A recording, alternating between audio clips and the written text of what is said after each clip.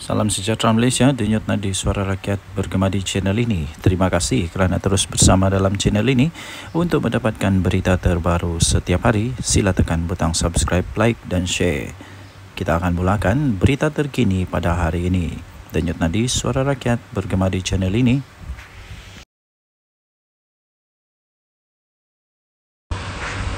Salam sejahtera Malaysia, denyut nadi suara rakyat bergema di channel ini. Berita terbaru.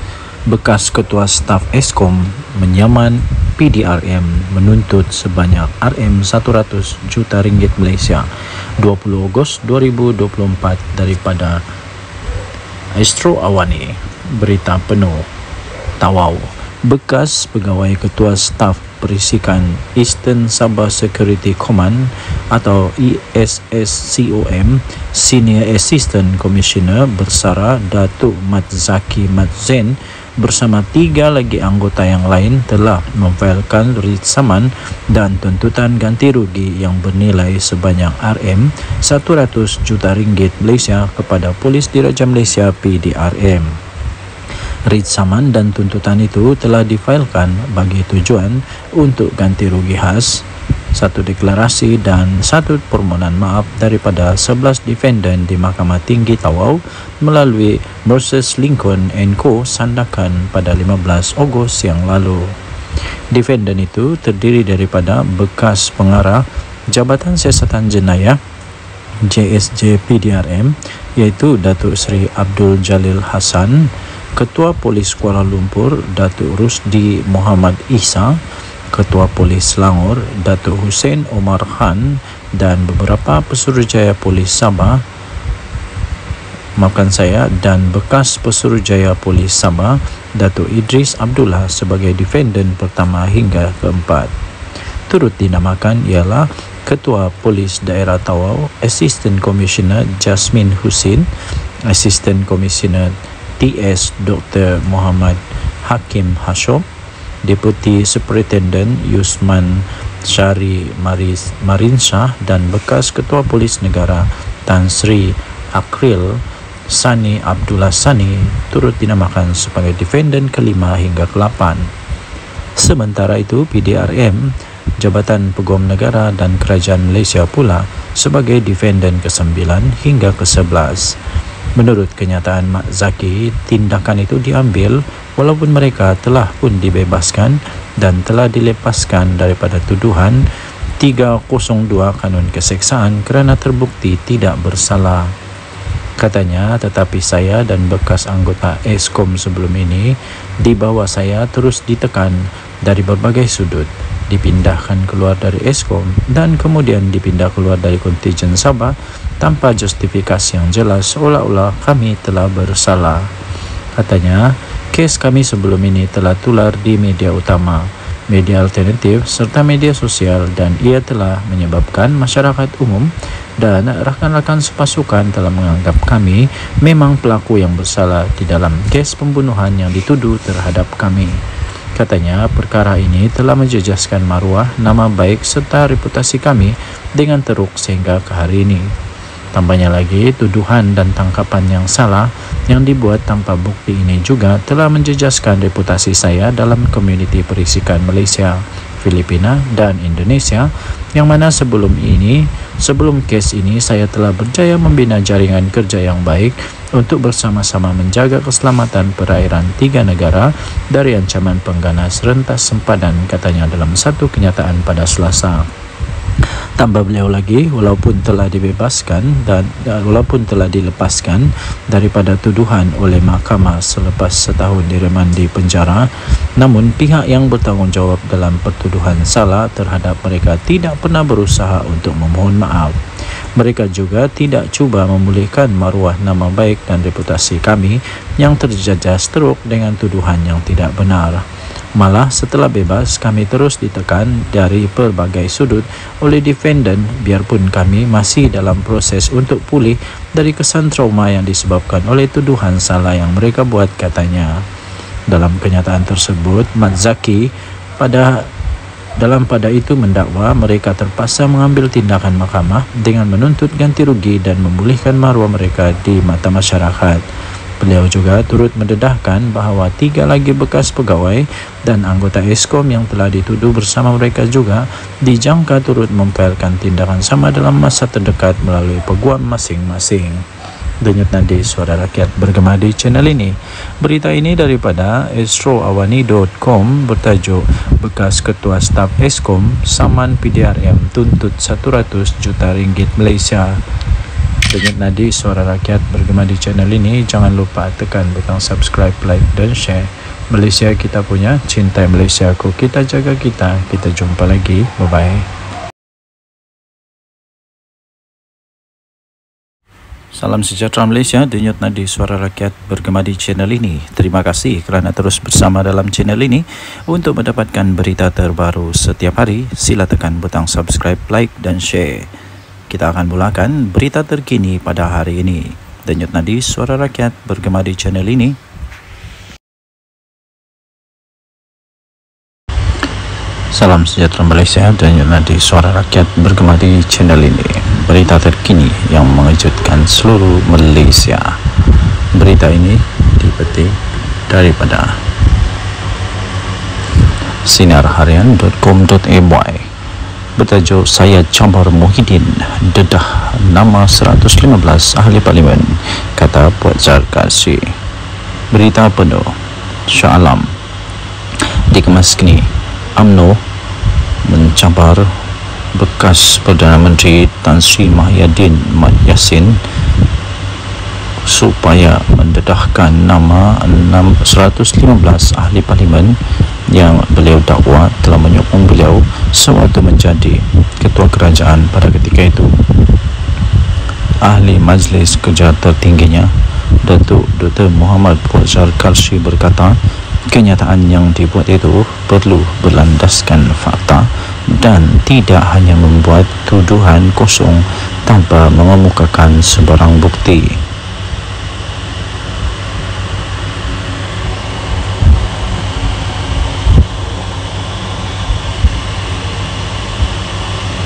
Menurutnya, ahli Parlimen Pagoh itu juga telah menghina institusi diraja Raja-Raja Melayu berhubung kenyataan yang telah dibuat beliau sewaktu berkempen dalam pilihan raya kecil PRK Dun Negeri. Muhyiddin menegaskan kenyataan yang dibuatnya itu di negeri adalah bukan menghina institusi Raja Melayu. Beliau hanya menyatakan sesuatu yang bersifat fakta. Kalau fakta, saya campar Muhyiddin untuk mendedahkan semua nama-nama seramai 115 ahli parlimen yang didakwa telah menyokong beliau sebagai Perdana Menteri. Jangan syok sendiri, katanya dalam satu hantaran di Facebook beliau pada Selasa yang lepas. Sebelum ini telah tular di media sosial ucapan daripada Presiden Parti Pribumi Bersatu Malaysia Bersatu itu yang dikatakan telah menyentuh kewibawaan Sultan Pahang Al-Sultan Abdullah Riyatuddin Al-Mustafa Billah Shah ketika baginda menjadi Yang di-Pertuan Agong ke-16. Naib Presiden UMNO Datuk Seri Wan Rosdi Wan Ismail dalam hantaran di laman Facebooknya pula telah menzahirkan rasa kecewa beliau serta rasa terkilan beliau dengan kenyataan daripada Muhyiddin Yassin dan memohon supaya pihak berkuasa dapat mengambil tindakan yang tegas terhadap ahli Parlimen Pagoh itu. Susulan daripada itu, Ketua Polis Negara Tan Sri Razaluddin Hussein berkata polis akan merakam keterangan daripada Muhyiddin Yassin berhubung ucapan Muhyiddin Yassin yang didakwa telah menyentuh isu 3R iaitu kaum, agama dan raja. Sementara itu, bekas Menteri UMNO Datuk Seri Dr. Saleh Said Krok dalam satu kenyataan di Facebook berkata Muhyiddin tidak akan mendedahkan nama 115 ahli parlimen seperti yang dicampar oleh Muhammad Fuad kerana beliau takut akan kehilangan jawatan dalam parti.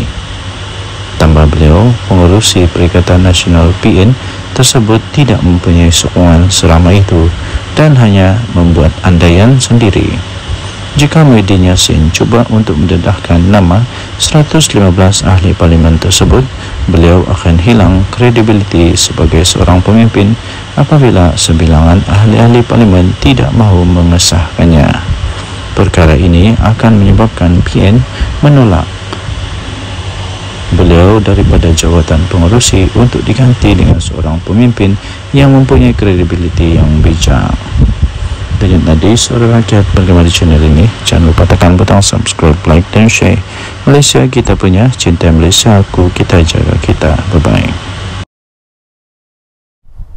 Salam sejahtera Malaysia, Denyut Nadi Suara Rakyat bergema di channel ini. Okey, telah disahkan bahawa Barisan Nasional melalui UMNO menang besar di Dun Negeri. Ini langsung tidak dijangka oleh siapa-siapa. Langsung tidak menjangka, malah Anwar Musa, Sanusi, semuanya menjangkakan akan menang dengan majoriti yang lebih besar daripada pilihan raya yang lalu, tapi kalah teruk ya. Jadi keputusan pada malam ini membuktikan bahawa Barisan Nasional UMNO adalah satu parti yang masih lagi relevan, satu parti yang masih lagi kuat, satu parti yang masih lagi perlu untuk bertanding dan masih boleh menang di Malaysia. Jadi persoalannya sekarang ialah apa sebenarnya punca kekalahan ya? Tapi sebelum itu kita ingin memberitahu dulu bahawa kemenangan ini melebihi daripada majoriti yang sebelumnya, majoriti yang besar, yang sangat besar, majoriti yang langsung tidak dijangka. Kerana majoriti pada pilihan raya yang lalu ialah hanya 800 undi, tapi kali ini majoritinya melebihi hampir saya fikir hampir 3,000 atau lebih daripada 3,000 atau hampir 4,000 undi. Wow, ini luar biasa sekali ya. Ini cukup luar biasa dan langsung tidak diramal, tidak dijangka oleh sesiapa.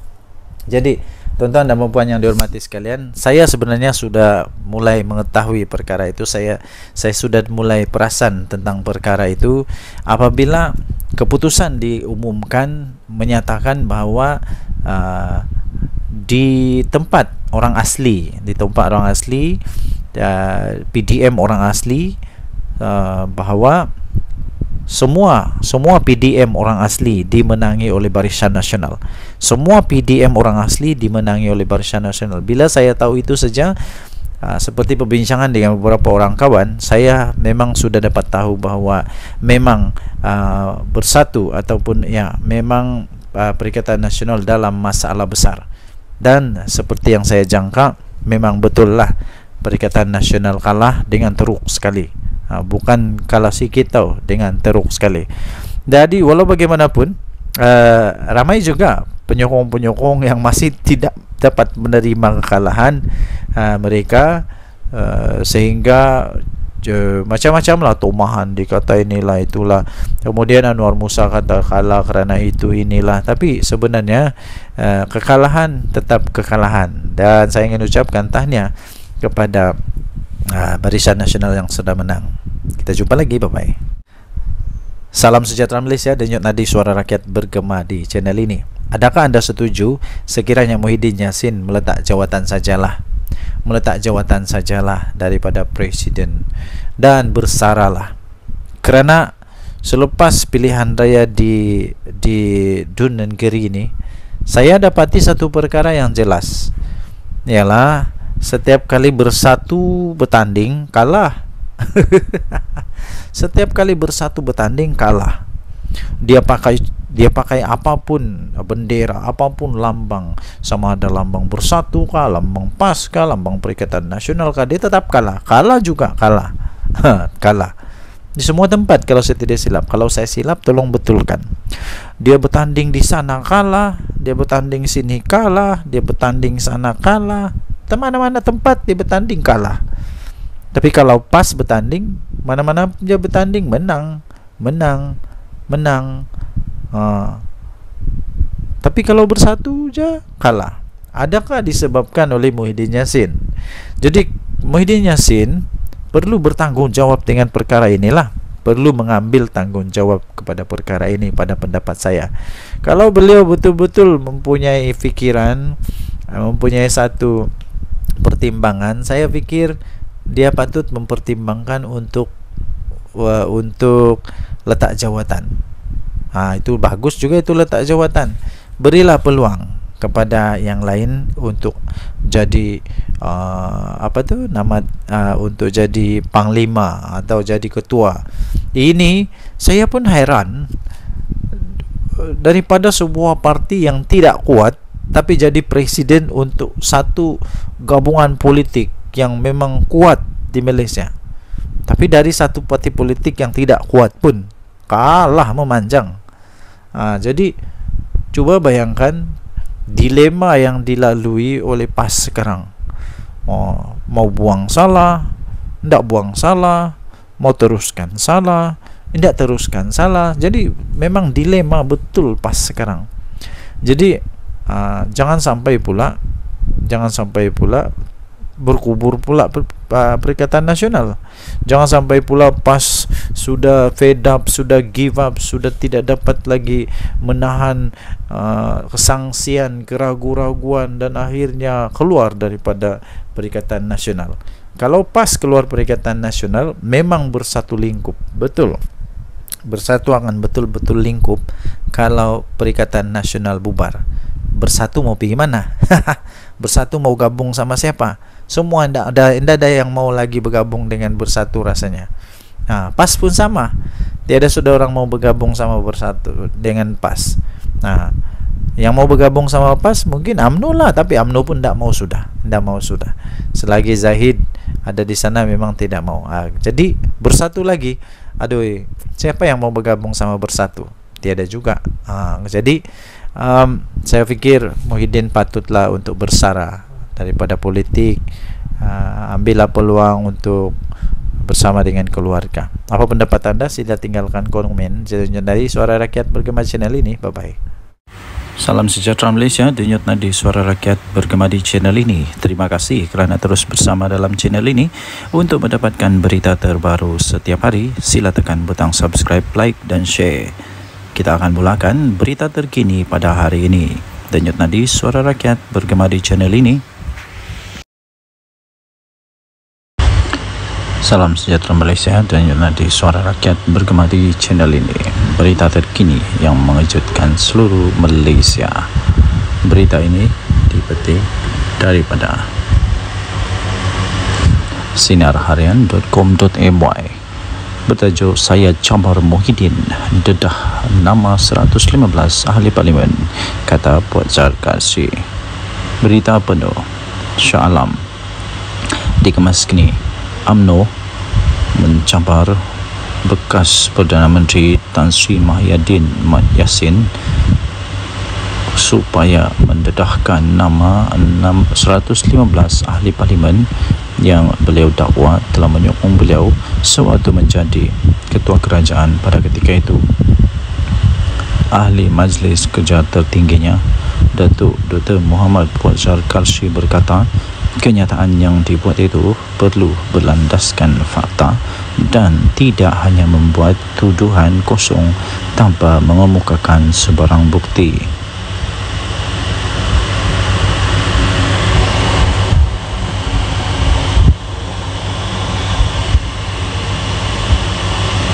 Menurutnya, ahli Parlimen Pagoh itu juga telah menghina institusi diraja Raja-Raja Melayu berhubung kenyataan yang telah dibuat beliau sewaktu berkempen dalam pilihan raya kecil PRK Dun Negeri.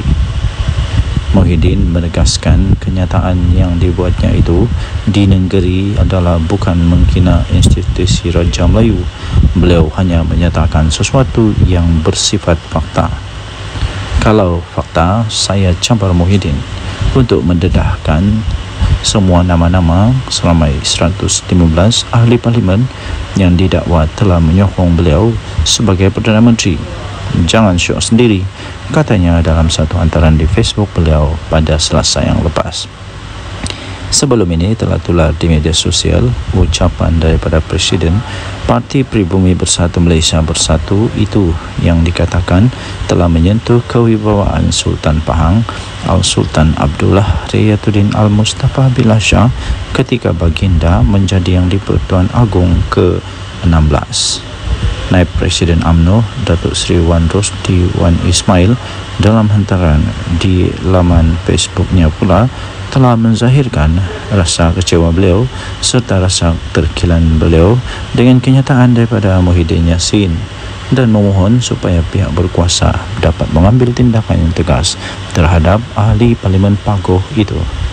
Susulan daripada itu, Ketua Polis Negara Tan Sri Razaruddin Hussein berkata polis akan merakam kenyataan keterangan daripada Muhyiddin Yassin berhubung ucapan Muhyiddin Yassin yang didakwa telah menyentuh isu 3R iaitu kaum, agama dan raja. Sementara itu, bekas Menteri UMNO Datuk Seri Dr. Salih Said Kroak dalam satu kenyataan di Facebook berkata Muhyiddin tidak akan mendedahkan nama 115 ahli parlimen seperti yang dicabar oleh Muhammad Fuad kerana beliau takut akan kehilangan jawatan dalam parti. Tambah beliau, pengerusi Perikatan Nasional PN tersebut tidak mempunyai sokongan seramai itu dan hanya membuat andaian sendiri. Jika Muhyiddin Yassin cuba untuk mendedahkan nama 115 ahli parlimen tersebut, beliau akan hilang kredibiliti sebagai seorang pemimpin apabila sebilangan ahli-ahli parlimen tidak mahu mengesahkannya. Perkara ini akan menyebabkan PN menolak beliau daripada jawatan pengerusi untuk diganti dengan seorang pemimpin yang mempunyai kredibiliti yang bijak. Denyut nadi suara rakyat bergema di channel ini. Jangan lupa tekan butang subscribe, like dan share. Malaysia kita punya, cinta Malaysia aku, kita jaga kita. Bye-bye. Salam sejahtera Malaysia, denyut nadi suara rakyat bergema di channel ini. Okey, telah disahkan bahawa Barisan Nasional melalui UMNO menang besar di Dun Negeri. Ini langsung tidak dijangka oleh siapa-siapa. Langsung tidak menjangka, malah Anwar Musa, Sanusi, semuanya menjangkakan akan menang dengan majoriti yang lebih besar daripada pilihan raya yang lalu, tapi kalah teruk ya. Jadi keputusan pada malam ini membuktikan bahawa Barisan Nasional UMNO adalah satu parti yang masih lagi relevan, satu parti yang masih lagi kuat, satu parti yang masih lagi perlu untuk bertanding dan masih boleh menang di Malaysia. Jadi persoalannya sekarang ialah apa sebenarnya punca kekalahan ya? Tapi sebelum itu kita ingin memberitahu dulu bahawa kemenangan ini melebihi daripada majoriti yang sebelumnya, majoriti yang besar, yang sangat besar, majoriti yang langsung tidak dijangka. Kerana majoriti pada pilihan raya yang lalu ialah hanya 800 undi, tapi kali ini majoritinya melebihi hampir saya pikir hampir 3,000 atau lebih daripada 3,000 atau hampir 4,000 undi. Wow, ini luar biasa sekali ya. Ini cukup luar biasa dan langsung tidak diramal, tidak dijangka oleh sesiapa. Jadi tuan-tuan dan puan yang dihormati sekalian, saya sebenarnya sudah mulai mengetahui perkara itu. Saya sudah mulai perasan tentang perkara itu apabila keputusan diumumkan menyatakan bahawa di tempat orang asli, PDM orang asli, bahawa semua PDM orang asli dimenangi oleh Barisan Nasional. Semua PDM orang asli dimenangi oleh Barisan Nasional. Bila saya tahu itu saja, seperti perbincangan dengan beberapa orang kawan, saya memang sudah dapat tahu bahawa memang bersatu ataupun ya memang Perikatan Nasional dalam masalah besar.